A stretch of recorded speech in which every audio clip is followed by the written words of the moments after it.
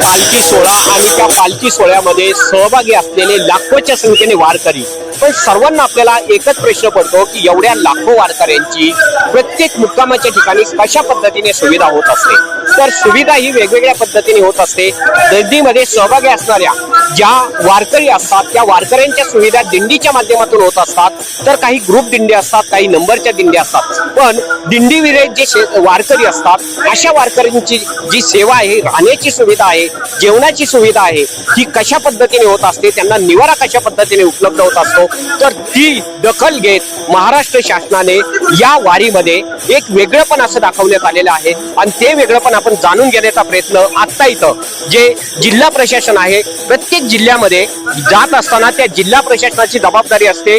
ही शासनाने जी मदत वारकऱ्यांना जो निवारा उपलब्ध करून दिलेला आहे महाराष्ट्र शासनाने, मुख्यमंत्री वारकरी सुविधा केंद्राच्या माध्यमातून हे वारकरी सुविधा केंद्र आपल्याला बाजूला दिसत आहे.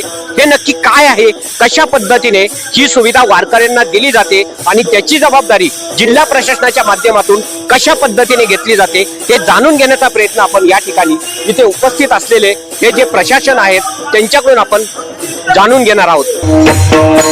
हरी रामकृष्ण हरी. पाहतोय आपण एवढा मोठा तंबू आपण पाहतोय, काय याला काय म्हणतात? ह्याला आपलं मराठा टेक्निकल नाव जे आहे ते जर्मन हँगर असं येतं. आणि ही जी व्यवस्था आहे ही महाराष्ट्र शासनामार्फत करण्यात आलेली. मुख्यमंत्री वारकरी सुविधा केंद्र म्हणून आपण याची व्यवस्था केलेली आहे. अच्छा, हे जे सुविधा केंद्र दिसतंय खूप मोठा असा तंबू आहे, किती लोकांची सुविधा या ठिकाणी होऊ शकते एका वेळी? हा जो तंबू आहे तो 2500 स्क्वेअर फुटाचा तंबू आहे आणि ह्यामध्ये 2500 मीटर स्क्वेअर 25,000 स्क्वेअर फुटाचा हा तंबू असून यामध्ये जेवढी 6, 6.5, 7,000 म्हणलं तरी लोकांची या ठिकाणी आपली व्यवस्था होऊ शकते. या ठिकाणी 6,500 7,000 लोकांची वारकऱ्यांची आपण व्यवस्था करत असतो. ही व्यवस्था करत असताना ही जबाबदारी एक प्रशासन म्हणून कोणकोणत्या जिल्ह्याच्या डिपार्टमेंटकडे दिलेली असते ती जबाबदारी? आता ही जी जर्मन हँगरची जबाबदारी आहे ती जिल्हा प्रशासनाने जिल्हा परिषदेकडे दिलेली आहे. पुणे जिल्ह्यामध्ये जोपर्यंत दिंडी आहे, पालखी आपला सोहळा आहे, तोपर्यंत पुणे जिल्हा परिषदेकडे ती व्यवस्था आहे. त्यानंतर आपल्या साताऱ्यामध्ये ज्यावेळेस उद्या पालखी या ठिकाणी येईल त्यावेळेस सातारा प्रशासन या ठिकाणी ती जबाबदारी जिल्हा परिषद प्रशासन या ठिकाणी सांभाळेल. माननीय मुख्य कार्यकारी अधिकारी जिल्हा परिषद सातारा यांच्या मार्गदर्शनाखाली हे काम पूर्ण करण्यात येईल. सातारा जिल्ह्यामध्ये साधारणपणे हा पहिला लोणंद जर्मन हँगर आहे. त्यानंतरचा पुढचा मुक्कामाचं ठिकाण आहे तळगाव या ठिकाणी जर्मन हँगर आहे. त्यानंतर निंबोरे सुरवडी, त्यानंतरचं लोकेशन आहे फलटण, त्यानंतरचं लोकेशन आहे वाजेगाव निंबळक फाटा, त्यानंतरचं लोकेशन आहे बरड. आणि या बरड या ठिकाणी शेवटचा जिल्ह्यातला मुक्काम होईल. आणि त्यानंतर ती जबाबदारी आपण जिल्हा प्रशासन सोलापूर जिल्ह्यामध्ये त्यांना ते वर्ग करेल, त्यांना हँडओव्हर करेल आणि तिथून पुढे सोलापूर जिल्हा प्रशासन यावर कामकाज करेल. अच्छा, हे जे म्हणजे या ठिकाणी जी निवारा घेण्यासाठी जे वारकरी येत असतात त्यांच्यापर्यंत हे निवारा केंद्र आपण कसं पोहोचवता? या ठिकाणी प्रत्येक जिल्हा प्रशासनाच्या वतीनं फ्लेक्स बोर्ड, माहिती फलक, मुख्यमंत्री वारकरी सुविधा केंद्राबाबतची जनजागृती ही आपण साधारणपणे गेल्या वर्षीपासून या ठिकाणी प्रचंड प्रमाणात केलेली आहे. आणि गेल्या वर्षीपासून वारकरी ह्या सेवेचा लाभ या ठिकाणी महाराष्ट्र शासनाच्या वतीने घेत आहेत.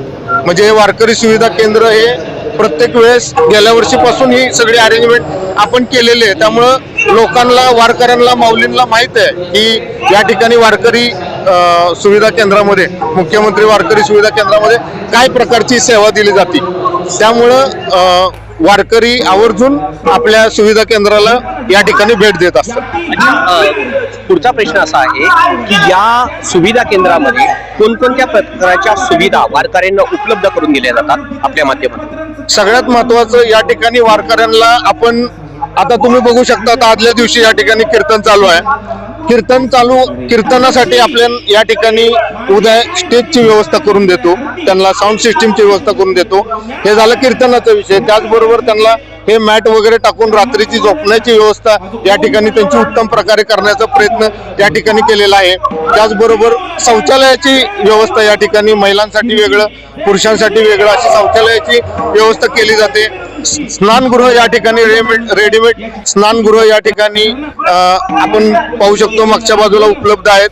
त्याचबरोबर पिण्याच्या पाण्याची आणि वापरण्याच्या पाण्याची सुविधा देखील या ठिकाणी जिल्हा प्रशासन व जिल्हा परिषद सातारा यांच्या मार्फत या ठिकाणी केलेले आहे. त्याचबरोबर एखादी माता असेल, आपली भगिनी असेल, जिला तान्ह लेकरू असेल, तिच्यासाठी या ठिकाणी हिरकणी कक्षाची स्थापना या ठिकाणी होते. त्याचबरोबर सार्वजनिक आरोग्य विभागातर्फे या ठिकाणी आपला पेंडॉल असतो की लोकांना या ठिकाणी काही चालण्यामध्ये पाय दुखले, काही त्यांना एखादा डिसीज झाला, अडचणी आल्या तर या ठिकाणी त्यांना आपण सार्वजनिक आरोग्य विभागामार्फत या ठिकाणी सेवा पुरवली जाते. आता सध्या सेटअप चालू आहे. या ठिकाणी फूट मशाजर सुद्धा ठेवले जातात. फूट मशाजरने जे वारकरी चालून कंटाळलेत, ज्यांच्या पायाला दुखतात आहे, अशा लोकांसाठी फूट मशाजरची व्यवस्था या ठिकाणी आपण करतो. अशा पद्धतीने या वारकरी केंद्रामध्ये आपण सुविधा देण्याचा प्रयत्न करतो. अच्छा, पाहतोय आपण या ठिकाणी या बाजूला आरोग्य विभागाची व्यवस्था केलेली दिसते. याचा लाभ कशा पद्धतीने वारकरी घेतात? कुठल्याही वारकऱ्याला, अगदी कुणाला डिसेंट्री वाटले किंवा कुणाला हातपाय दुखत असतील किंवा एखादी डिसीज झाली असं वाटलं तर वारकरी या ठिकाणी, आपले डॉक्टर या ठिकाणी उपलब्ध असतात. तुम्ही बघू शकता आपले आरोग्य सेवेचे कर्मचारी या ठिकाणी उपलब्ध असतात आणि त्यांच्याकडे तुम्ही जर आला तर इथं प्रथम उपचार सर्व प्रकारचे या ठिकाणी आपल्याकडे मोफत उपलब्ध आहेत आपल्या पेंडॉलमध्ये, आणि प्रत्येक पेंडॉलमध्ये ही सुविधा उपलब्ध आहे. पाहतोय आपण या ठिकाणी हा 25,000 स्क्वेअर फूटचा हा तंबू या ठिकाणी मुख्यमंत्री सुविधा, वारकरी सुविधा केंद्राच्या माध्यमातून या ठिकाणी जे वारकरी की ज्यांना निवाऱ्याची गरज आहे, जे दिंडीमध्ये सहभागी नाहीत, दिंडी विरहित अशा वारकऱ्यांची सुविधा शासनाच्या माध्यमातून केलेली दिसते. आणि या ठिकाणी जर आपण बाजूला पाहिलं तर या ठिकाणी आरोग्य विभागही आपल्याला उपस्थित असलेला पाहायला मिळतोय. संध्याकाळची वेळ आहे, मोठ्या संख्येने या ठिकाणी आसरा निवारा घेण्यासाठी वारकरी आपल्याला या तंबूमध्ये उपस्थित असलेले पाहायला मिळत आहेत. आणि त्याचबरोबर या ठिकाणी आरोग्य विभागही आहे. काय सांगताल, कशा पद्धतीने लोकांची सेवा या तंबूमध्ये आपल्याकडून होत असते? आता येणाऱ्या सर्व वारकऱ्यांची सेवा आम्ही पूर्ण मोफत करतो. आम्ही रात्रभर इथेच असणार आहात. रात्री काय कुणाला त्रास झाला, काय झालं तर त्यांना आम्ही औषधोपचार करत असतो. अच्छा, कोणत्या विभागाकडून आणि कुठून आपण ही जबाबदारी घेतलेली आहे? जिल्हा परिषद सातारा आणि आपले पुणे विभागाचे उपसंचालक यांच्यातर्फे आम्हाला इथं नियुक्ती दिली जाते. जोपर्यंत वारी आपल्या जिल्ह्यामध्ये आहे, सातारा जिल्ह्यामध्ये आहे, तोपर्यंत वारकऱ्यांना 24 तास ही सेवा चालू असते. ठिकठिकाणी विविध ठिकाणी ही पथक असतात. प्रत्येक पथकामध्ये 24 तास डॉक्टर्स, नर्सेस, फार्मसी ऑफिसर्स असा स्टाफ दिलेला असतो. जोपर्यंत पालखी आपल्या सातारा जिल्ह्यामधून सोलापूर जिल्ह्यामध्ये जात नाही तोपर्यंत सर्वांना सर्व प्रकारच्या सेवा मोफत दिल्या जातात. आरोग्य दूत म्हणून आपण जे काम करत असता ते आपण पाहतो या ठिकाणी नर्सी आहेत, त्यांच्याकडून आता हे रुग्ण जे आहेत, वारकरी आहेत, ते सेवा घेताना आपल्याला पाहायला मिळत आहे. आता या ठिकाणी जे आपण त्यांच्यावरती उपचार देत असतो, कोणत्या कोणत्या प्रकारचे उपचार या ठिकाणी आपल्या माध्यमातून वारकऱ्यांना दिले जातात? सर्व जनरल उपचार केले जातो. अंगदुखी, ताप, सर्दी, खोकला, BP, शुगर, या सर्व प्रकारचे उपचार जे जनरल प्रॅक्टिस मध्ये उपचार केले जातात ते सर्व प्रकारचे उपचार केले जातात. त्यांना व्यवस्थित त्यांचं काउन्सिलिंग केलं जातं की सकाळ, दुपार, संध्याकाळ वेळ सांगून जेवल्यानंतर जेवणाआधी गोळी खाल्ली पाहिजे. तसं त्या पद्धतीने जास्त कुठल्या प्रकारचे आजार वारीमध्ये वारकऱ्यांना होत असतात किंवा त्याची गरज वारकऱ्यांना त्या औषधांची पडत असते? जास्त म्हणजे सर्दी, खोकला, ताप, जुलाब, जसे अंगदुखी वगैरे हे सर्व प्रकारचे असतात. पायदुखी. पाहतोय आपण या ठिकाणी हे वारकरी या ठिकाणी आपल्याला उपचार घेतानाही पाहायला मिळत आहे. आणि इकडे कीर्तन सेवा, कीर्तन रूपी सेवा या वारकऱ्यांना दिली जात असताना आपल्याला पाहायला मिळत आहे. आणि या ठिकाणी प्रशासनही तेवढ्याच काळजीपोटी या ठिकाणी सज्ज असलेलं आपल्याला पाहायला मिळत आहे. आता हे जे सगळं होत असतं तंबूमध्ये, त्यावेळी आपल्या ज्या ड्युटी आहेत किंवा आपलं हे जे कार्य आहे हे कशा पद्धतीने होत असतं आणि रात्रभर आपण कशा पद्धतीने ह्या वारकऱ्यांची काळजी घेत असतो. या ठिकाणी वारकरी ज्यावेळेस येतात त्यावेळेस आपण त्यांना, तुम्ही बघू शकता तिथं स्टेजचं काम चालू आहे. मग त्यांचं जे नेहमीचं वारकऱ्यांचं कीर्तनाचा विषय असेल, हरिपाठाचा विषय असेल, तर आपण या ठिकाणी त्यांना स्पेस आपण या ठिकाणी त्यांना उपलब्ध करून देत असतो. नुसती झोपण्याचीच व्यवस्था नाही, तर त्यांच्या या कीर्तनाचा, नामस्मरणाचा या ठिकाणी आपण विशेष त्यांची या ठिकाणी काळजी घेतलेली असते. ते स्टेज, LED स्क्रीन आणि त्याचबरोबर साऊंड सिस्टीम आपण त्यांना प्रोव्हाइड केलेली असते. आणि छान पद्धतीने त्यांना या ठिकाणी लोक चालून थकलेले असतात, कीर्तन करून जेवून झोपले की 2च मिनिटात त्यांना झोप लागत असते.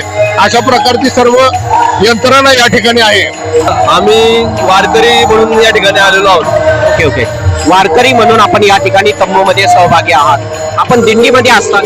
हो, संत श्रीपाद बाबा, संत रामदास बाबा पालखी सोहळा हा आमचा जवळपास 26 वर्षांपासून हा आळंदी ते पंढरपूर हा सोहळा चालू आहे. यावर्षी आमच्या पालखी सोहळा 26वा वर्ष आहे. आमचा दरवर्षी मुक्काम मीरामध्ये असतो, पण यावर्षी काही कारणास्तव तो मुक्काम कॅन्सल झाला अचानक. पण या ठिकाणी आल्यानंतर साहेबांना विचारलं की आमची इथं राहण्याची व्यवस्था होईल का. क्षणाचा विलंब न करता साहेबांनी आम्हाला ही जागा उपलब्ध, म्हणजे थोडक्यात तुम्ही जी व्यवस्था केली होती यावर्षी दिंडीसाठी ती व्यवस्था कॅन्सल झाली आणि त्याच्यामुळे तुम्हाला आता निवाऱ्याची गरज होती. आम्हाला खूप. पण आम्ही शोधतच होतो की कुठं आपल्याला निवारा भेटेल, आणि इथे आलो, हे पाहिलं काहीतरी चालू आहे इथं. पण आम्ही सरांना माहिती नव्हतं की काय विषय काय, हे काय माहितीच नव्हतं. सरांना विचारलं, सरांनी क्षणाचा विलंब नाही केला की तुम्ही इथे या. आम्हाला पहिल्यांदा वाटलं की फक्त राहण्याची व्यवस्था असेल, पण इथं आल्यावर कळलं की इथं मेडिकल कॅम्प आहे, टॉयलेटची व्यवस्था आहे, आंघोळीची व्यवस्था आहे, पिण्याचं पाण्याची व्यवस्था आहे, सगळ्याची सोय. तर म्हणजे अगदी घरच्या सारखं. आम्हाला शेतामध्ये तंबू ज्यावेळेस टाकतो तर खाली आथरायला लागला, तिथे आथरून पण सगळं रेडी आहे. म्हणजे अगदी घरच्या सारखी व्यवस्था प्रशासनाने इथे उपलब्ध करून दिली. काय सांगताल, महाराष्ट्र प्रशासनाने जे हे तंबूच्या माध्यमातून वारकऱ्यांची सेवा करण्याचं जे हे काम सुरू आहे, हिरकणी कक्ष आहे इकडे आणि मुख्यमंत्री वारकरी हे सुविधा केंद्र उभारलेलं आहे, एक वारकरी म्हणून आपल्याला काय वाटतं याचा अनुभव घेताना. तुकाराम महाराज म्हणतात की तुम्ही ज्यावेळेस सेवा करता, ज्यावेळेस त्या सेवेचं फळ तुम्हाला कधीतरी कशाने तरी भेटतच. आणि त्यामुळे सेवा ही परमोच्च ठिकाणी आहे. म्हणजे अगदी संत पण म्हणतात की मी दासांचा दास आहे, जे दास आहे त्यांची मी सेवा करेन. आणि हे सेवा करायचं जे प्रशासनाने जे मनात जे वारकऱ्यांची सेवा करतात.